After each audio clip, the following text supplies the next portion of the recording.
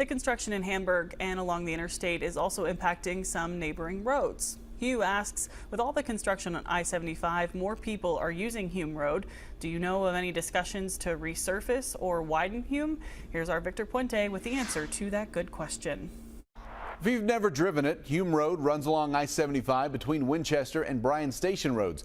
City leaders tell me it likely won't be widened, but some changes are planned.